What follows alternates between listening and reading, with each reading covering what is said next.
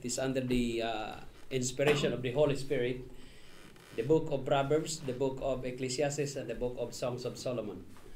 So in these three books, you will learn that the main goal of teaching of the doctrine from this book, the book of Proverbs, the book of Ecclesiastes, and the King of Solomon, the Songs of Solomon, ay to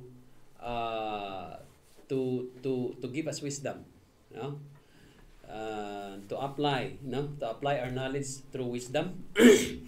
And Proverbs itself, from the Hebrew word mashal, meaning to govern, to guide, to rule, and it comes from the Hebrew word also mislai, meaning the creator,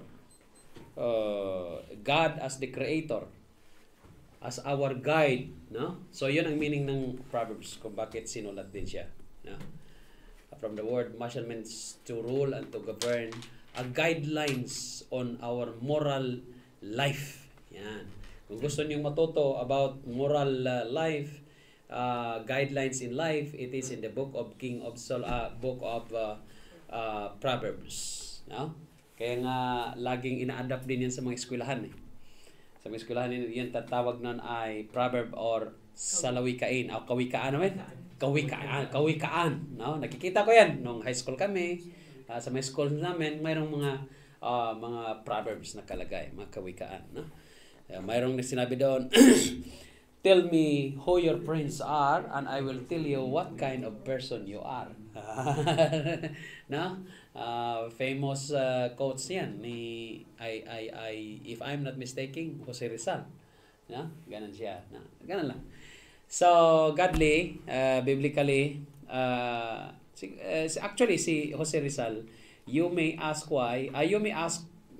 me if really Jose Rizal is a ligtas ba siya o hindi.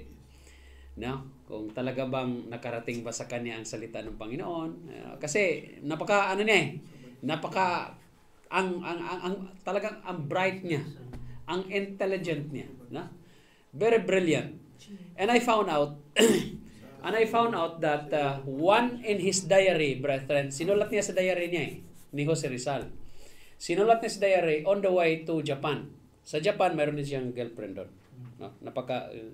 Di ko alam kung sinong pangalan, kalimutan kong pangalan. Andoon sa Japan ay sinulat niya sa kanyang professor, sabi niya kay Professor Blumentritt, no? Si Blumentritt is his professor. Yung lugar ng Blumentritt diyan sa may Caloocan ba yan, Brad? O Blumentritt ba? May Blumentritt din, Caloocan no? Oh, Caloocan, Blumentritt. May Blumentritt diyan. Hinango po yan sa professor ni Jose Rizal. Oh, kaya Blumentritt siya. Na Professor Blumentritt niya yan. So, sinulat niya doon yung diary niya. May girlfriend siya. On the way to Manila, to Japan, mga kapatid, sinulat niya sa diary na he is enjoying the company of a certain Protestant. Protestant ba? Hindi Catholic ha? Protestant. So, and he said that he learned many things. He learned many things in the Bible. And hanggang doon lang. Hindi naman napag-usapan ng kaligtasan. Siguro, paliwalagan din ng kaligtasan yun o ano man. So, ganun siya. So, benefit of the doubt, you may say na talagang nakarating sa kanyang gospel of salvation in another way. Ganun siya. Alright? So, anyway. Amen. Maraming salamat, Brad, sa preaching. Actually, yung versikulo na sinabi niya, nandoon yung huwag ka talaga makisama lang sa mga hold-upper.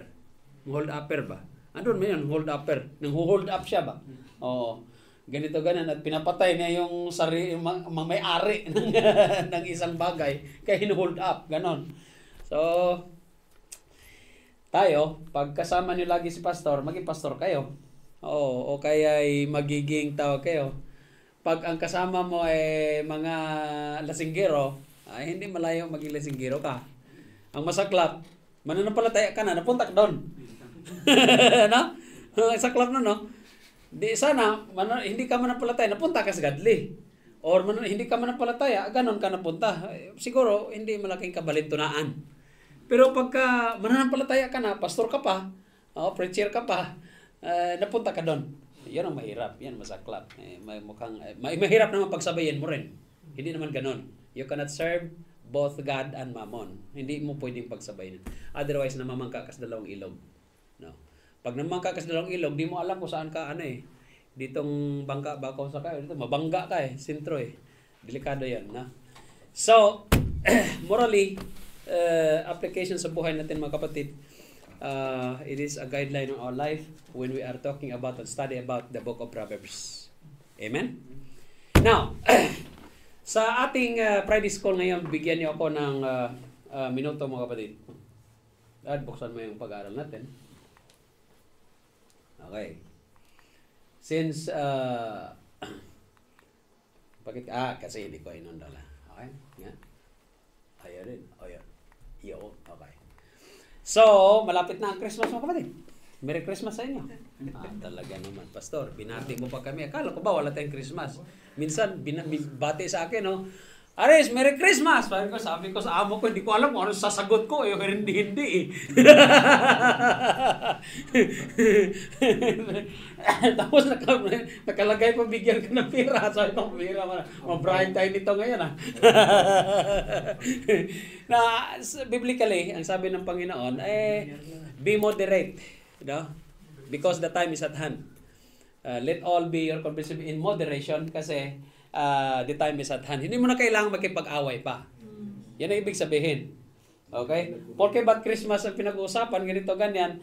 Hindi tayo naniwala sa December 25 is the day birth of the Lord Jesus. Ipaliwanag natin yan ngayon. Okay? Ano bang origin yan?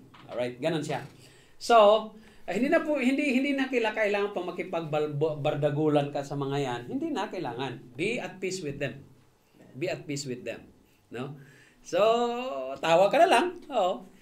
Kasi iba nga sa pastor, Merry Xmas. Merry Xmas pa. Ginawa ng X-Men yung si Jesus Christ. Sa Christmas, tinanggal si Christ, mas na lang natira. Ginawang Xmas. Sino bang napauso niya? I-google nyo nga. Meron akong celebrate niya, pastor. Sino bang pinag-celebrate mo? Si Jesus Christ ng X mo. Kasi nga, Xmas ginawang X-Men. Ganun ba? So, ito kasi ito ang nangyayari sa mundo, mga kapatid, okay brethren, sa aming nanonood, ipaturo natin ano ba talaga ang Christmas. Kailan ba talaga pinanganak si Jesus Christ? Baka mamaya kasi ang mundo nagsiselebrar na ang yung amo ko nga, siyempre alam mo naman, Latin na salita, naglalatin din ako minsan. Natutuwa sila kasi ang lengguwahe naman isa lang. Oo. 40, naunawa nila ako ng 40 Oo. 60, 50. Naunawaan nila kung ano yan Oo. Buenas tardes, mi amigos, mi amigas. Oo. Ganon. So, natutuwa sila. At binati ako ng Merry Christmas. Sabi ko, thank you po. So, thank you na lang.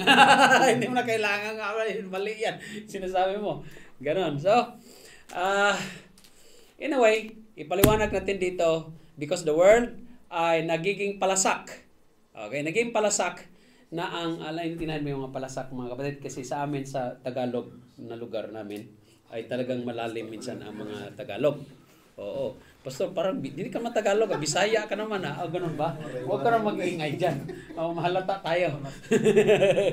Okay, nagiging palasak siya. Parang common ba? Naging palasak yung Merry Xmas, ganito, ganyan. No, hindi unknowingly, they taken the word of the Lord Jesus Christ into granted. Parang taken for granted. Parang ganun ba? Taken the word of the Lord Jesus Christ in vain. No? Hindi na napunta sa tamang purpose kung bakit may Christ na salita in the mass. Okay? Sabi nga, the real reason of the season is Jesus Christ na ipinanganak. Sadly, ipinanganak 25 na December. Sabi. But actually, it is not December 25. So, dito natin ipaliwanag biblically. Ano ba ang mga bersikulo or mga pasahe sa Biblia magsasabi na si Hesukristo talaga ay hindi pinanganak ng December 25. Kasi the Bible is teaching us, is giving us, teaching us the clue, the hint, and a way para malaman natin na hindi talaga December 25. At malaman natin kung kailan ba talaga. Remember that the Bible is not just given to us for you to what? To study casually, but for you to study like a student of the Bible. Parang dinidigest mo siya ang salita ng Panginoon. Amen, mga kapatid? Kasi sabi ng Panginoon, rightly dividing the Word of God, the Word of truth. Di ba? Aralin mo talaga. Otherwise, ang kaalaman mo sa Biblia, parang kamangmangan na lang din. No? Casual lang, very civil, very simple. Wala man lang paglago. Dapat 2 years, 3 years from now, talagang kahit paano alam mo sagutin yung pagdating sa Christmas, hindi naman talaga December 25. Amen ho ba mga kapatid? Okay, let's start. Bigay-bigay pa na exchanging gift eh. Oo. Maraming nangaruling, Pastor. Oo, mga ruling pa. Hindi ka talagang ma-compromise ka. Now, why the world celebrates Christmas on December 25 and every year? Ang mga kumpanya, mga kapatid, sa buong mundo, sabi nga dyan, the companies invest millions of dollars to generate high sales in this season. Pagdating sa December, even sa Pilipinas, September pa lang. Si Merchant, gumagano, nakita ko sa picture sa kining ko, sa kining FB, sumisilip na eh. Tak, tumago ko ulit, balik ka dyan. Alam mo naman TikTok at saka, ano ka ba dyan? Wala pang Angber eh, wala pang September, August pa lang. Ganun pa. Okay, pero alam mo, yaman yun ah. Kasi yung makanta niya, may royalty fee. Grabe. Kahit hindi na siya mag-concert, hindi siya kakanta, may royalty fee siya. Kasi maganda naman kasi pakinggan yung boses niya eh. Pag nagtrabaho ako sa SM dati, sa SM supermarket, talagang pagdating ng beer pa lang mga kapatid, ay talagang mga boses na ni Jose Marichan. Let's sing Merry Christmas. Ganun na nga eh. Talaga naman happy holiday daw eh. Okay? From toys, foods, commodities, gadget, cars, firecrackers, and others catching up, celebrating men and women, children, adults during Christmas on December 25. Malapit na December 25. Ano nga natin? Sa pastor naman, tinitim kami. Parang naniwala ba ito? Hindi. Sabi ko nga sa amo ko, sabi ni Christine, Aris, you are a pastor. Sabi ko, talagang pinagmamalaki nito you have a big gathering, right? Sabi ko, wala naman, hindi mo kami niwala dyan. Pero pag may mag-imbita sa akin, pupunta man ako. Naguluhan siya eh. Sabi ko, what? Alam ng mga amo ko eh, na hindi ako Catholic, Baptist ako. Tapos nagdebate sila. Mga Baptist daw, mga Hudyo yan. Hudyo in heart. Spiritually Jews. Okay. So now, many people said that the Bible is not clearly pointing any clues with regards to Jesus Christ's birth. Some theologians said that Jesus Christ's birth is not interesting more than His resurrection. Correct. May nagsabi sa akin yan. Kasi ang pinakamaganda naman talaga, His resurrection. Kasi pag walang resurrection, our faith is in vain. Okay. So, importante ang resurrection kaysa pagkasilang. But, do you know that when Jesus Christ was born, mayroong words doon na sinabi, at ang pinaka maligaya at masaya nung una pa lang na yung angel of God ay nagbalita doon sa dalawang shepherd. Doon sa shepherd, di ba may shepherd na nagbalita agad sa kanila na mayroong the Savior was born? At talagang ang saya nila. Kaya nga may awiting joy to the world eh. Tama? Joy to the world because what? Good tidings. Good tidings of salvation. Okay? Good tidings of salvation. Magandang balita ba? Gospel. Gospel. Gospel or Godspeed or spell it out. Sabihin mo, ganito, ganyan. Kaya ganyan ang balita. So, Sabi nga, but, bakit sinulat sa Biblia? So, it doesn't mean na pag ang salita ng Diyos, sinabi sa Biblia, hindi importante. Importante yan. It is an inspired word of God. Tama? Oh. Now, lagi mong tandaan, sabi nga dyan, how could you have the second when there is no first? There is a time that we are born, or the Lord Jesus is born, and there is a time also of, sabi nga doon sa Ecclesiastes, a time to be born and a time to die. Kasi hindi pwedeng maglayo yung dalawa. Mayroong nauna, mayroong din pangalawa. So therefore, importante din ang pagkasilang ni Jesucristo at ang pagkamatay ni Jesucristo. At we cannot just explain and preach and teach about resurrection without also explaining and teaching about the Lord Jesus Christ's birth. Otherwise, maniniwala talaga tayo and will accept the fact that the Lord Jesus Christ really was born during winter season on December 25. Maniniwala talaga tayo pagkaganyan kung hindi natin aralin yung pagkasilang ni Jesus Christ. So therefore, sa araw nito, aralin natin kailan ba talaga ipinanganak si Jesus Christ. Now, una muna natin aralin kung ano ang pangalan ng mga buwan ng Hudyo para hindi tayo maligaw. Okay? After all, si Jesus Christ is Jew at Jewish calendar ang pag-usapan natin against Gregorian calendar. Para malaman natin if it is really si Jesus Christ ipinanganak during December. Okay. Ang Nisan, the start of a month of the Jewish people, ay Nisan ang pangalan. So it is 30 days and it falls on starting of March to April. So hindi siya basta it falls on between March to April. Let's say April. Ganon. And then, Iyar is April to May. Sivan is May to June. Tammuz is June to July. And Av, July to August. Elul, August to September. Tisre, September to October. Chisvan, October to November. Kislev, November to December. Tivet, December to January. Shevat, January to February. Adari, 1, February to March. And Adari, Adar 1, February to March, and Adar February to March. Okay, magma-March na yan eh. Okay, yan ang mga pangalan ng buwan ng Hudyo. Amen mo rin, nakikinig ba kayo?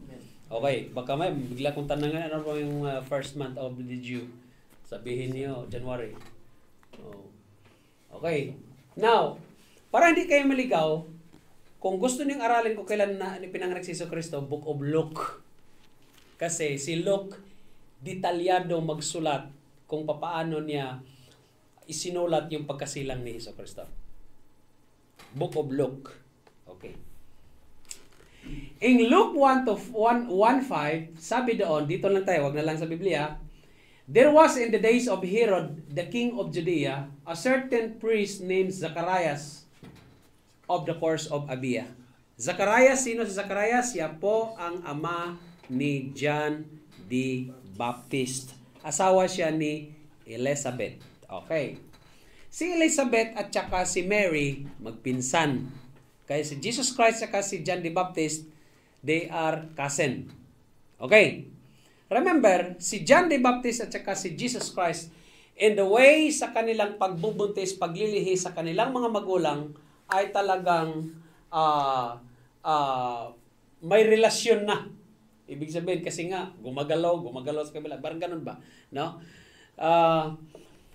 Si Elizabeth is a barren woman, but because of faith, parang yung istorya na parang si Sarai, parang si Sarah. Oo, nahirapan silang makabuo, but God really intervened and act on them na magkaroon sila ng anak. Now, remember, si Zacharias, ang tatay ni John the Baptist ay isang pare. Okay. Ang pare noong New Testament at ang mga pare noong unang panahon, pareho ang trabaho at ang turno at ang duration or period ng paglilingkod nila sa templo Walang pinagkaiba sa Old Testament. Pinagpapatuloy lang nila kung anong gawain sa Old Testament, ganon din man diyan sa New Testament.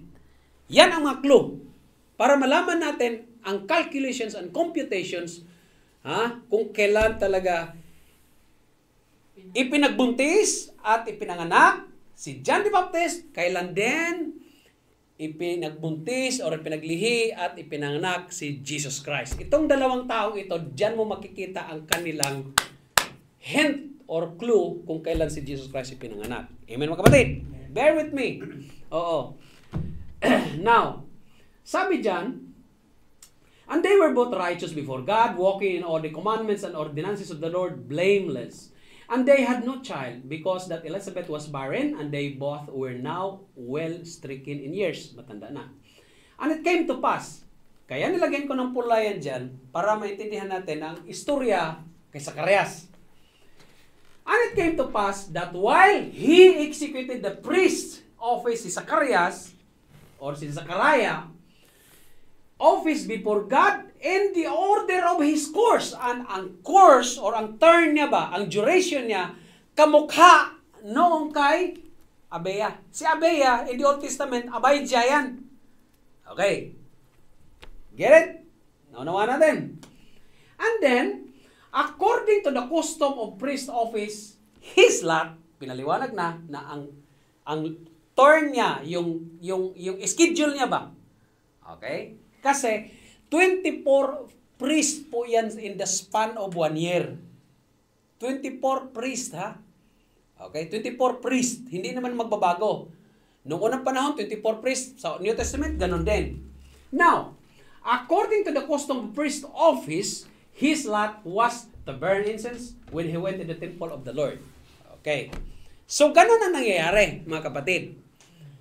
Si Abiah, ang kanyang schedule, tingnan natin ngayon ang schedule ni Abiah or Abijah in the Old Testament. Para malaman natin, ano ba talaga schedule ni Abijah sa Old Testament? Kasi ang schedule na in the Old Testament, kamukha or katulad ng schedule ni Zacarias in the New Testament. Okay. What is the purpose? Para malaman natin kung kailan ipinagbuntis si John the Baptist. Okay. Now, number 1. Si Zacarias, mga kapatid, is forming the order of the priest office to burn incense in the temple as his lot or turn according to a manner and custom of the law. And his course or order of his service to serve is according to the course of Abijah in the Old Testament. Now, who is Abijah? What was Abijah's course? When should Abijah's lot fell? That is the basis of Zacarias' lot or turn of service in the temple. Understand? Naunawaan ninyo? Okay. Gusto ko namang maunawaan ninyo. Kaya para malaman ninyo na Jesus Christ hindi talaga pinanganak December 25. Yan ang goal natin. Now, si King David in the Old Testament, ito na ang schedule ng mga priest in the Old Testament, si Abijah. Now, in these divisions, yan mga 24 yan sila. Diretsuhin natin, no? 24 na pare yan sila. Si King David ang nag-arrange. Okay. Now, si Abijah ang target natin, di ba? Sa 24 priests na yun, si Abijah ang target natin kasi yon ang turn ni Zechariah in the New Testament. Okay. Now, the first lot came forth to Jehoiarib, the second, Jedaiah, mga pare yan. The third to Harim, fourth, Sheoram, fifth, Melchijah, the sixth to Mijamin, the seventh to Hakos, the eighth to Abijah. So, ibig sabihin, si Zechariah, ang turn niya, ang itsura ng schedule niya, katulad ng kay Abijah. Pang-ilan siya? Pang-8. Pang-8 sa turno. In the span of 1 year. Kasi 24 naman siya. 24 priests yan sila eh. Ibig sabihin, 24 divided by 12 is ilan? Sa mga mathematics. 24 divided by 12 is 2. Ibig sabihin, sa isang buwan, 2 pare ang maglingkod sa templo. Ang unang 2 linggo, yung taong yan. Ang pangalawang 2 linggo, itong pangalawang pare, hanggang sa aabot kay Zechariah. Kasi pang-8 si Abijah eh. Si Abijah in the Old Testament, si Zechariah naman sa New Testament. So, ibig sabihin, ang pangwalong schedule sa span ng 1 year, starting April, ay si Abijah. Parang ganito ang competition yan. Nilagay ko ba dyan? Yan, okay. Ang start, Nisan or March. Ang unang dalawang pare na maglilingkod sa templo ay sino? Jehoiarib, si Jedaiah. Sa Nisan yan, at the start. Kasi 24 yan sila in 1 year, 2 kada buwan. And second month in April, si Harim at si Jorim. Sa Sivan, sa May, sa in English, Gregorian to ha. Ang isa, Jewish calendar or Hebrew. Month in Hebrew and month in Gregorian. Pagdating sa May, si Melchijah at saka Mijamin. Sa June, si Tammuz at saka si Hakos. Si Abijah dito nag-umpisa sa bandang June. Second week. Okay, second week of June. Ganon din ang itsura ni Zechariah sa New Testament. Ang schedule niya is bandang June. Nakuha niyo, kapatid? Naunawaan ninyo? Okay, kasi clue yan eh. Clue yan na binigay ng Diyos para hindi tayo maligaw na si Iso Cristo hindi naman pinanganak na December 25. Ang counting natin mag-umpisa dito. Bakit? Kasi ang Angel Gabriel bumisita sa dalawang babae, bumisita kay Zechariah at ang pagbisita na pangalawa kay Mary na. At sinabi ng Angel Gabriel doon kung anong mga buwan, kung kailan siya magbubuntis. Okay, so unahin natin. So alam niyo si Abijah bandang June. Huwag niyo kalimutan yan. Okay. So naglingkod siya doon sa templo. We can identify as to when might be priest Abijah started his turn. Alright? It would be on the second half of the month of Tammuz in Hebrew or month of June in Gregorian calendar. Therefore, according to our calculation, the date that Abijah started would be approximately June 15 in Gregorian calendar. Alright, para hindi tayo maligaw. Now, huwag kalimutan, in Luke 1:5, ito na. There was in the days of Herod, the king of Judea, a certain priest named Zacharias, binasa natin kina, of the course of Abia, and his wife was of the daughters of Aaron, and her name was Elizabeth. The start of Zacharias' priestly lot, of course, is John 15. Agree? Agree. Now, and there appeared unto him an angel of the Lord, sino? Gabriel yan. Is standing on the right side of the altar of incense. And when Zacharias saw him, he was troubled, and fear fell upon him. But the angel said unto him, Fear not, Zachariah, for thy prayer is heard, and thy wife Elizabeth shall bear thee a son, and thou shalt call his name John. And thou shalt have joy, gladness, and many shall rejoice at his birth. For he shall be great in the sight of the Lord, and shall drink neither wine nor strong drink, and he shall be filled with the Holy Ghost, even from his mother's womb, and many of the children of Israel shall he turn to the Lord their God, and he shall be before him the spirit of power of Elias, katulad siya ng power ni Elijah, to turn the hearts of the hearts. Kaya nga, may ano yun doon sa book of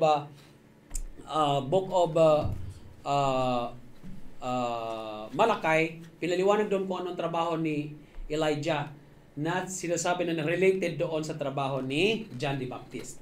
Okay. And Zacharias said unto the angel, Whereby shall I know this? For I am old man, and my wife was stricken in years. And the angel answered unto him, I am Gabriel, that stand in the presence of God. I am sent to speak unto thee, and to show thee these glad tidings. And behold, thou shalt be dumb, dahil hindi ka naniwala, magiging pepe ka, and not able to speak until the day that these things shall be performed, because thou believest not my words, which shall be fulfilled till their season. Hanggang sa ipanganak yan si John the Baptist, maging di ka makapagsalita.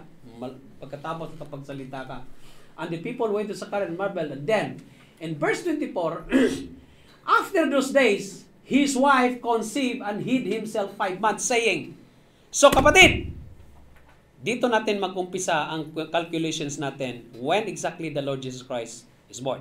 Now, ang turn ni Zachariah started June 15. Tama? Nung umuwi siya sa kanilang tahanan, Anong sabi ng angel? Magbubuntis yung asawa mo. Walang sinabi dyan na magsiping sila ha. Walang sinabi dyan magsiping. Bakit? It is then believed that the conception of John the Baptist is also by the operation of the Holy Ghost. Okay? Hindi lang pinaliwanag. Walang sinabi na magsiping sila eh. Basta, ang sabi lang, basta mabubuti sila. Kasi stricken in age na nga sila. Parang si Abraham ba? Okay? Stricken in age na sila. Kaya nga hindi siya makapaniwala eh. Doon sa Old Testament, ang hindi niwala si Sarah. Pero dito, si Zachariah. But because of the operation of God, magbubunti siya. Bakit? Ang Diyos nga ang nagbigay, ang angel nga ang nagbigay ng pangalan. So, ang pangalan mo, John, ha? Oh. So, ano nangyari ngayon? Granting. Oh. Kasi, silent pa ng Bible. Nagsiping ba or hindi? Granting. Nabuntis si Mary, si Elizabeth, July. Ay, di ba? One month man yan ang babae. Para malaman mo na buntis, 1 month yan. Hindi na dinatnan eh. Parang ganun. Alam ba? Granting. Whole month of July. Whole month of July. And after those days, his wife Elizabeth conceived and hid herself 5 months. Ibig sabihin, July, 1 month, start na siyang tago. August, September, October, November. Okay, November. Lagyan natin ng gap, lagyan natin ng para approximation talaga ba? Sabihin na natin August, September, October, November, December. Mga ganyang buwan.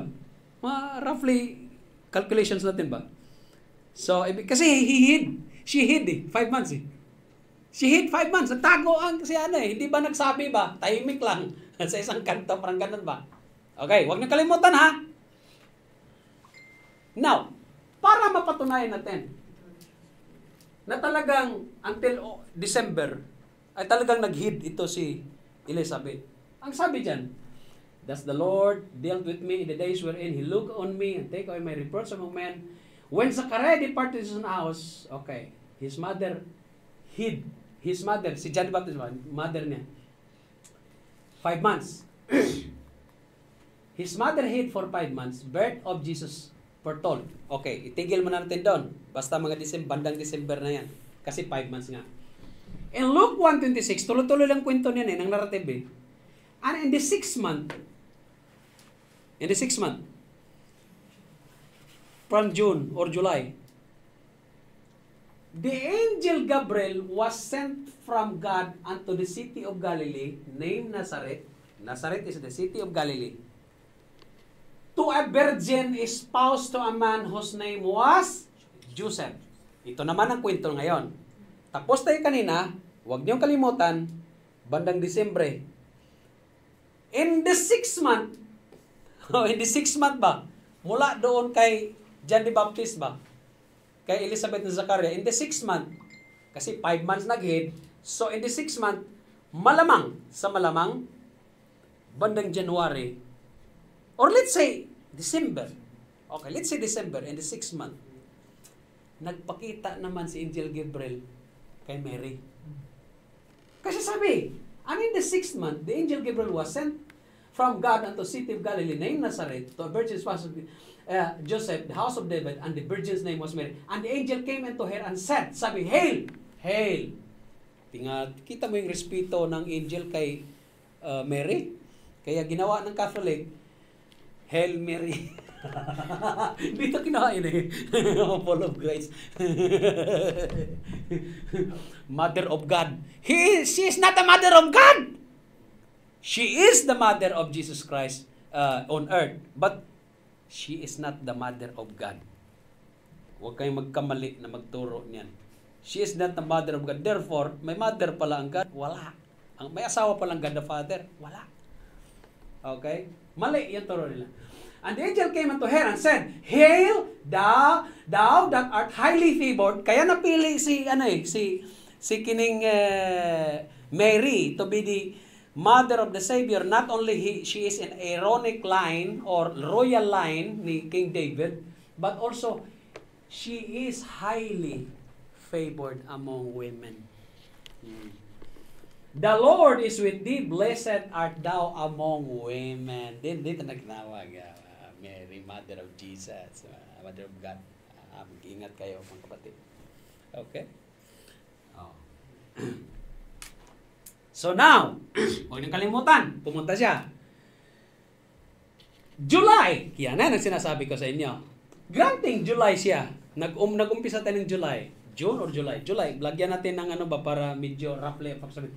Elizabeth conceived John the Baptist and hid 5 months. Tibet, December, 5 months, Elizabeth keep quiet. Sivan or January, the month of January, Angel Gabriel visited Mary of the wife of Jesus, declaring good tidings that he will be conceived, that she will be conceived by the Holy Spirit. And behold, sabi sa Luke 1:36, and behold thy cousin Elizabeth, sabi niya kay Mary, behold thy cousin Elizabeth, she hath also conceived a son in her old age, and this is the 6 months. Ibig sabihin, 6 months na ang tiyan. Diba? Quiet siya 5 months. Tapos nagpakita ang angel kay Mary at sinabi niya, kinonfirm ng angel na ang pagbubuntis ni Elizabeth kay John the Baptist is 6 months. 6 months, the time also na sinabi ni Angel Gabriel kay Mary na magbubuntis din siya. Okay? So, ibig sabihin, si Jesus Christ at si Jesus Christ at saka si John the Baptist, 6 months ang agwat. Okay. Huwag niyo kalimutan calculations, ha? Okay. Para malaman natin kung kailan ipinanganak si John the Baptist. Tapos 6 months din ang gap nila ni John the Baptist, kailan naman ipinanganak si Jesus Christ. Okay, ibig sabihin, January, 6 months. Okay. Ang bata, ilang buwan sa tiyan ng nanay? 9. Di ba? Hindi naman elepante. So, tao man yan. So, 9 months lang. Ibig sabihin, sabi ni Angel Gabriel, 6 months na si John the Baptist at tiyan ni Elizabeth. That time naman, bubuntis si Mary. Ibig sabihin, pinagbubuntis si Mary, o si Jesus Christ ni Mary, January. Ang bata, 9 months lang. Therefore, si John the Baptist, ipinanganak 6 months from January, add 3 months para magiging 4 months para magiging 9 months. Hindi, 3 lang. 6 plus 6. 6 plus 3, 9. Oo. So, September. January 6 months. February, March, April ipinanganak si John the Baptist. Si Jesus Christ naman. Nung ipinanganak si John the Baptist, ilang buwan naman si Jesus Christ? 3 months. Dagdagan mo ng 6 months. Yon, magaling ka talaga, Brad. Ibig sabihin, ipinanganak si John the Baptist somewhere in March. Si Jesus Christ naman, April, May, June, July, August, September. Saan ang December 25? Layo. Naunawaan nyo ngayon na si Jesus Christ hindi naman pala pinanganak ng December 25. Kaya pala, Pastor, September Bar sa pala Pinas, nagsi-celebrate Pasko na. Oo. Ayos ah. Kaya per month, Nakita nyo ngayon. Naunawaan nyo ngayon. Naunawaan nyo ngayon na si Jesus Christ hindi naman pala December. September naman pala. Alam ng pari. Oh. Bakit ang proclamation natin sa buong mundo Iba yun, Pastor. pinanganak December 25? Ba't nagkaganon? Ano Wala nangyari? na siguro mapiling pizza, Pastor. O kasi, Yung tama yung sinabi mo, Brad. Walang mapiling pizza para ipasok ng Catholic ang Christmas nila, kung kailan pinanganak si Jesucristo, hindi nila alam kung anong gagawin nila, saan natin ito ipapasok para ma-justify natin na ang December talaga is a Yuletide season, sabi nila, at winter season at Christmas talaga, ipasok natin dito si Jesus Christ, pinanganak ng December 25. Yun. Actually, ang December 25, mag-umpisa exactly ng December 16 hanggang December 25, it is the celebration of pagan worship named and called Saturnalia. Kaya may simbang gabi. Noong unang panahon, ang Roman Empire, kapatid, to tell you honestly, they are pagan. Ang Romano ba? Italy ba? They are pagan. Under Roman Empire, anong gagawin natin? Di ba ang sabi nga ni Constantine, para ma-conquer ko ang mundo by his vision, a red cross spirit dart in the sky, ganito, by this, ang interpretation, I will conquer the world. Ibig sabihin, gamitin ko ang relihiyon para ma-conquer ko ang buong mundo. Nangyari nga naman. Nangyari. Nanalo si Constantine the Great. Not knowing ang mga Kristiyano na compromise. May marriage. Nangyari. May marriage, yung tinatawag na marriage of Christianity unto pagan. Imbis ng Kristiyano maka-impluwensya sa Roman Empire, kasi ang Roman Empire nga ay pagan, imbis na ma-impluwensyahan sila, ang Kristiyano ang na-impluwensyahan. Ano ginawa? Nung makonquer ni King Constantine the Great ang buong mundo, simple lang ginawa niya. Religion, I will accept temporary power from your religion, but you have to accept also my authoritarian rule. Parang ganon. So, ano nangyari? Kaya mapapansin mo sa buong mundo kung saan ang munisipyo katabi ang simbahan. Nakita niyo? Alam niyo ba yan? Na kung saan ang pumunta kayo sa mga syudad, pumunta kayo sa mga lungsod, kung saan ang panggobyerno katabi ang simbahan. Bakit? Ginamit kasi lang religion in the government. Dapat separate. Yun. Naunawaan ninyo ngayon. So, babalik tayo. Agree ba kayo na si Jesus Christ hindi talaga pinanganak December 25? Of course. For me. Pastor, meron akong tanong, Pastor. Marami akong question. Oh. Yung Pastor, di ba, sa Christian, sinelebrate natin ng Christian yung December 25. Oh. Ngayon sa Bible, wala naman talagang makikita na specific date. Wala talaga. Diba, Walang Christmas talaga. Wala naman talagang specific date ng pagka-born ni Jesus Christ. Ngayon, as part ng yung sa atin, mga tao, kasalanan ba ng isang tao na, kahit sabihin natin, nag-celebrate ng December 25, yung mga Christian nag-celebrate sila. But may mga Baptist, December 25, mayroon. Kasalanan ba nila na mag-celebrate sila in which ang purpose lang naman ng celebration, hindi naman talaga yung tinitingnan natin kung kailan siya pinanganak.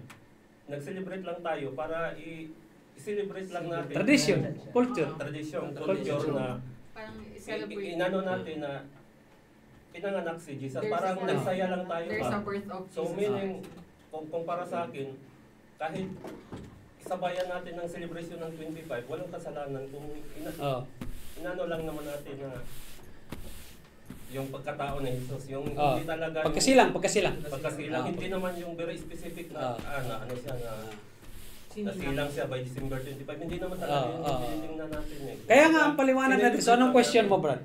Kasalanan ba? Kasalanan ba na mag-celebrate ng Lalim ng tanong, kasalanan ba yan, Pastor? O hindi, parang kung ako naman ang judge, pambihira, magdebate mo na kayo dyan. Ikaw, maka-Christmas, pro-Christmas ka, ikaw hindi. Magdebate mo na kayo dyan. Kasi may mga usapan na huwag tayong mag-celebrate dahil by history, katulad yung pagan yan, origin yan, pagan.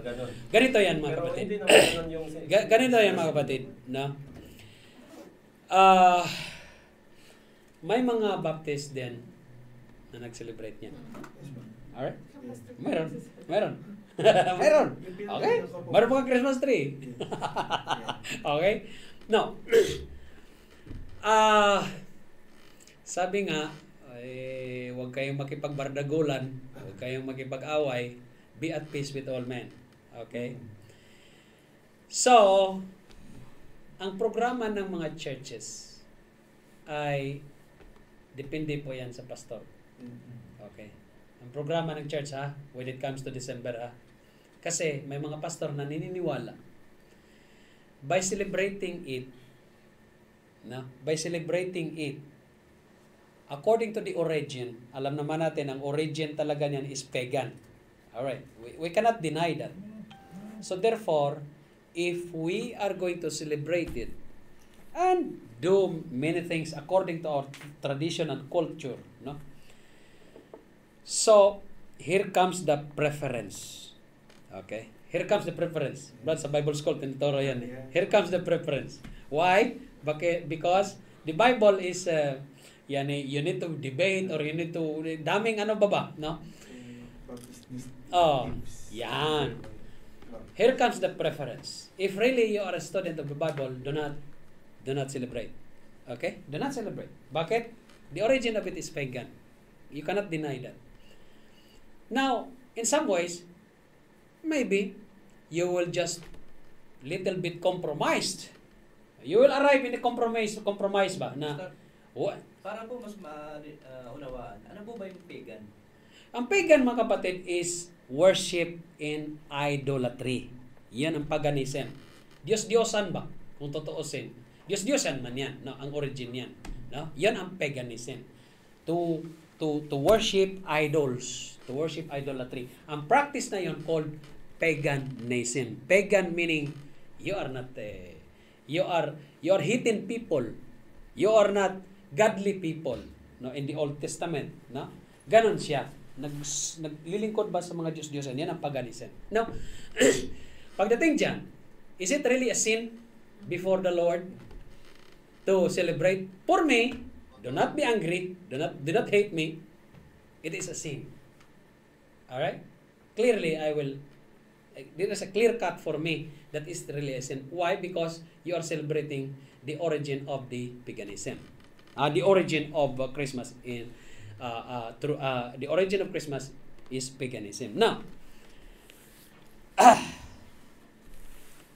kung mag-celebrate naman tayo in the spirit of, we're just celebrating here that there is Jesus Christ was born, though it is not December 25 but September. Pastor, pwede ba kami magluto? Magluto kayo dyan, walang problema. Oh, ano ba ngayon? Pero anong gagawin natin? Anong gagawin natin? Do we really acting like the pagans do? Like the pagans do. Kung anong ginawa ng mga pagan people na talagang, itong cake na ito, ginawa ko talaga to.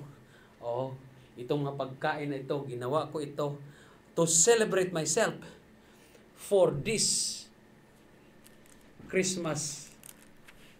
Alam mo, Christmas, tawag nito, Saturnalia or so. Nasa sa atin na yun. Pero kung gawin nating celebration ang day na ito, just Bible study, preaching, studying the Word of God. I think, at any case or at any rate, ang bihira, generic pa rin. No? Generic pa rin. No? Para sa akin talaga, no? Programa ng church, talagang papasok talaga doon sa sin. Okay? Kahit anong gawin. Kaya may mga churches talaga na ayaw mag-celebrate ng Christmas. Mayroong mga churches na ayaw mag-celebrate. If you will ask me, we will not celebrate. Pwede bang mag-celebrate tayo Thursday? Nagbabatian sila talaga. Nagbabatian, no? Sila, Pastor Lauren. Mayroon. Kasi nga, ang inaano kasi nila, the spirit of when the Lord Jesus Christ was born. Okay? Ito na lang ang anuhin natin. Ito na lang ang gawin natin. Ito na lang ang pagdadamutan natin or pag-anuhan natin, pagkakaisahan natin. We will just, when the Lord Jesus Christ was born, mag-Bible study tayo, mag-preaching tayo about really na mayroong ipinanganak at para magkaroon ng kaligtasan ng buong mundo. Parang ganun ba? No, ganun ang ginagawa ng ibang mga churches. Depende kasi. Ako, hindi na tayo magpag-away. Oo. Huwag tayo mag-celebrate. Okay, fine. Amen. The Lord will be happy. The Lord will be malulugod. Pag mag-celebrate din tayo, magkainan tayo, ay fine din, sige, ano bang gagawin natin? Mag-away ba tayo dito? O ganito, ganyan. La, sige, what's the problem? Wag mo lang akong bating Merry Christmas. Lalo naman, Happy Merry Xmas. Parang ganoon ba? No. Brad, anong tanong mo? I-share ko lang yung sa practice. Because I came from a different Baptist po. So, IBC, Mm. National Baptist Church yung pinanggalingan ng pastor namin, which is in Mandaluyong. We celebrate Christmas to invite people. Yun! May purpose ba? To share gospel. Yun! Kasi actually, hindi lang naman Christmas, ang point ng holidays, which is lahat ng holidays, yung February, Valentine's. Lahat Tapos, ng Easter. pagan holiday Oh, talaga. It is to, yun na yung pinaka-point opportunity to share the gospel. Correct. Sa loob ng Yan church. ang ginagawa ng mga Yun yung churches. ginagawa ng church po dun sa IBC, which Ang- is Oh. Love Banquet. Yan, labaw sa pag-February. Pag-holiday naman, kapag November. The death. Pupunta naman sa mga sementeryo, Mm. which is ganun. Yun yung ginagawa. Ang pinaka-verse na particular po sila is redeeming the time because the days are evil. Correct. Alam ko po, by history, yung Saturnalia is lawlessness talaga that Correct. day. Because that day, sineselebrate nila yun na walang batas na involved. Kasi parang, Wini-withdraw nga yung batas niyan. lahat ng klase ng kalokohan na gawin mo that day, Gawin mo. Yun talaga yun. Correct. It is very opposite naman po siguro kung kakanta ka lang naman ng, sabihin na natin Christmas songs, and then share the gospel in Jesus Christ, knowing din naman the history na hindi naman talaga December 25. Correct. I don't think, for me, I don't think there's a compromise naman na you're doing evil. Sabi nga, hindi ka naman gumagawa ng evil that time. Ayun nga po. For me, We are not doing or practicing of what the pagan doing. Yes. Kaya ang ginawa natin, pagdating sa mga December 25, ginagawa nila, pinapalitan natin ng Thanksgiving Day. Ako talaga gumawa ng pastor. Oo. Na sinet nila yung day. Kaso nga, by history na dala na ng natin dito na ganun-ganun. And sa akin lang, by a matter of conviction, why not use this season na lang to share the... We are using. Yes. Tama. Ganon talaga dapat. No. We are not practicing what they are doing. Yes. But we are doing godly. Kasi mahirap naman magpaliwanag ka ng itong season na ito, ipaliwanag mo na may naisilang si Jesus Christ. Tama? This is a very perfect timing na ipaliwanag mo. Halimbawa, mag-gather kayo, event. So ipaliwanag mo talaga ang what main goal is to preach and to teach that there is someone na ipinanganak. Isinilang si Jesus Christ para magkaroon ng kaligtasan. Mahirap naman magpaliwanag tayo ng kaligtasan na may naisilang ganito ka. Easter Sunday naman. Doon ka magpaliwanag. Ay, mali yun. Oo. Amen? So, ganun dapat, Brad. Sir, may share lang ako. Since na-calculate mo ngayon, na September ngayon, parang nagpo-point out din yung na-share ng pastor namin dun sa kabila na hindi nga talaga si December yung Kasi yung sabi mo dun sa the word shepherds taking care of their flocks at night. So ibig sabihin nagpapastol sila sa gabi. Correct. Kung December ngayon, mahirap, hindi yun. Hindi feasible. Bakit ka magpapastol in the night? Winter. Correct. December.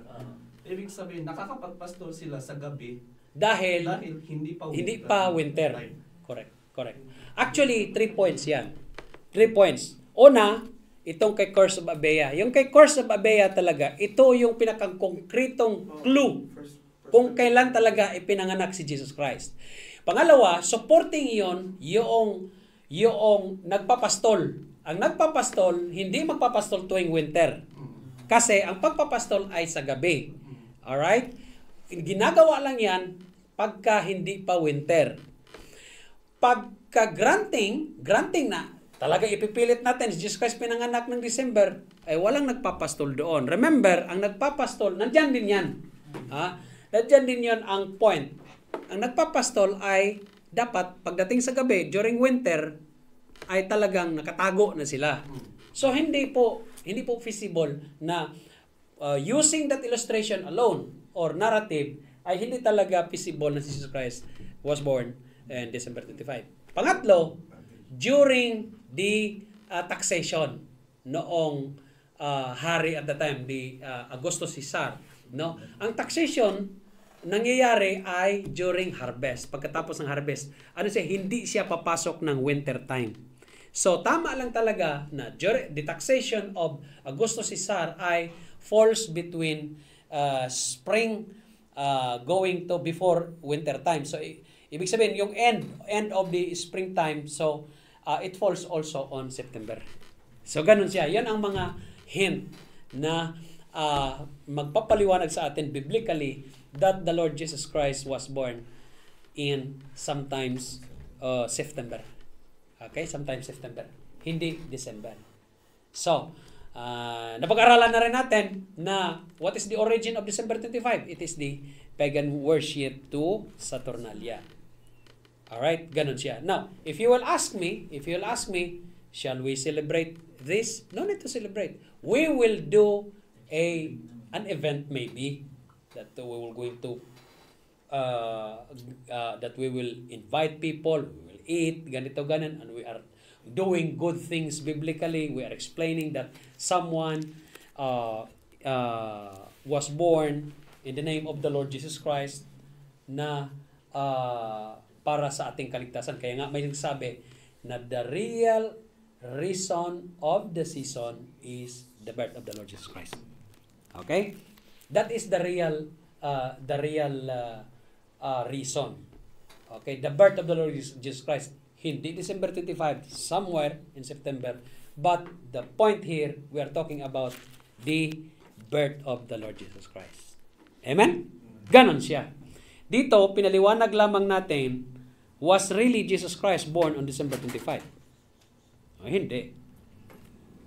We came to know na hindi naman talaga December 25. But, September. Alright? Now, if someone will give you a gift, halimbawa, ito, bigyan ka namin ng Christmas gift, 1,000 real. Tatanggapin mo ba o hindi?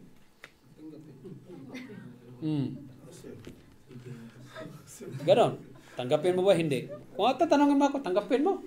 Blessing. No? Bakit mo hindi tatanggapin?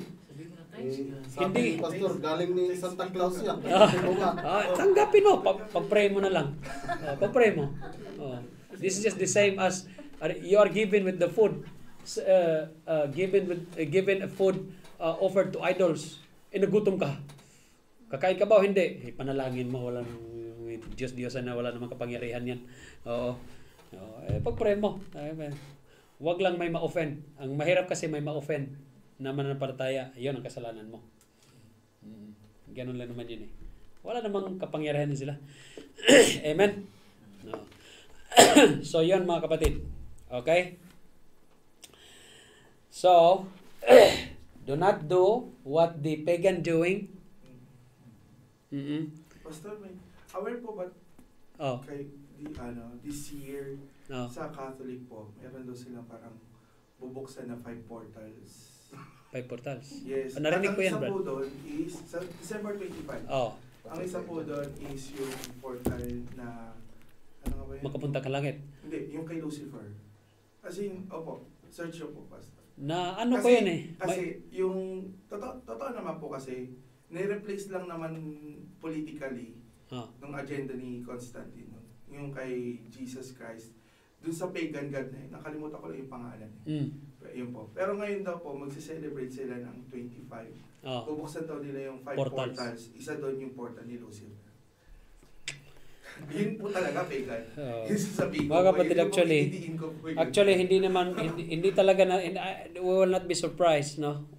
If they will do that. Kasi, alam naman natin, biblically, they are deceived and they did not come into the knowledge of truth. So, ganun siya mga kapatid. So, amen. Salamat sa Panginoon. Salamat tayo na walang Christmas tree na tumayo dito ha. Tsaka walang medyas ni Satan. Kasi sa Santa daw, Satan man daw yan. Mag-ingat kayo mga kapatid. Mga ligtas na kayo ha. Alam niyo yung katotohanan. Do not do what the pagans do. Okay? Do not do what the pagans do. Okay? We will just simply, kung gusto ninyo, luto tayo, kainan. Bible study tayo, preaching tayo. Ano mong problema doon? Tawagin natin ang ating mga kaibigan, no?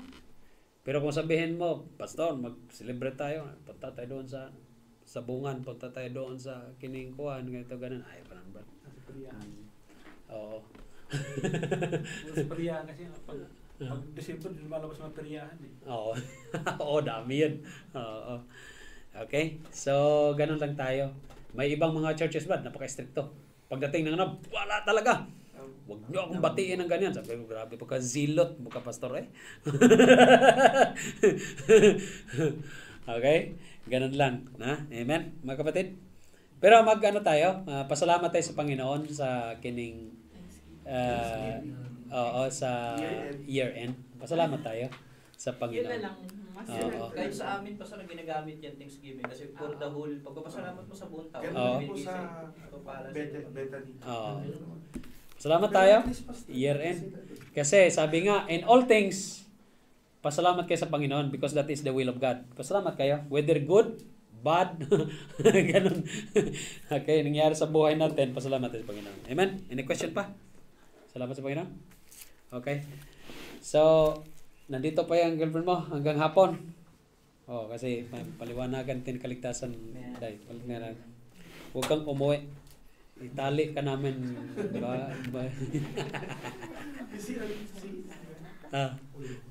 Uyab mo? Diabli mo? Okay. Amen. Praise God. Let us pray. Heavenly Father, once again, Lord, we thank you, God, for this, for the words that we studied, Panginoon. Maraming salamat. Pagpalain niyo po kami at tulungan niyo po kaming umunawa ng salita. Patuloy mo kaming gabayan at pagpalain, Panginoon. Pagpalain niyo po ang mga sunod naming gagawin and guide us. And we thank you for all the knowledge and wisdom sa pinagkaloob niyo po sa amin through the Holy Spirit. And all these things we thank you and we praise your name in the name of Jesus Christ, our Lord and personal Savior. Amen. Amen. Sundin po namin si Glide. Sige, sister. Hintayin namin.